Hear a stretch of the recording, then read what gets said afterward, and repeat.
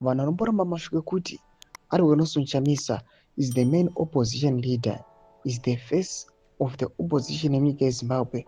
Chokwadi zobuda pachena, chaos has erupted pamaNgulumane constituency by elections akaitika recently. Vatoona kuti aiwa MP waSingizwe Chabangu panguva ine anoonekwa kunzi paballot anoisa face yaRwego Nelson Chamisa.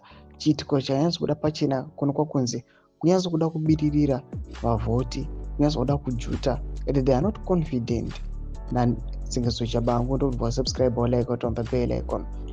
Tipina BBC Zimbabwe anoposta mapictures yamuri kuona mudanyora chete the candidate for Chabangu used Nelson Chamisa's face on the ballot paper, thinking that people are fools.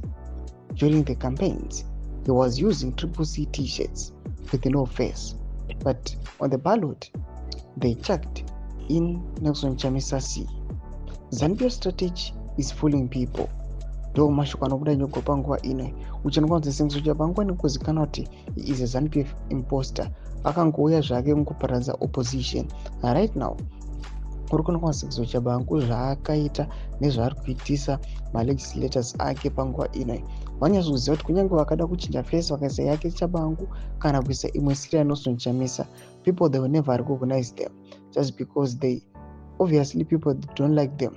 Hapana chavakamboenda chine musoro chinoratidza kuti these are opposition individuals. Mashoko ari kubuda panguva ino kuri kuonekwa kunzi chaos is also erupting kuNgulumane, kuchionekwa kunzi even the outcome yakashoka vanhu, kuchionekwa kunzi the ruling ZANU-PF party yakasikiwa more than 3,000, around 3,400 mavotes akakastiwa, and zvese zvemaopposition zvese zvakanga zviri less than 400.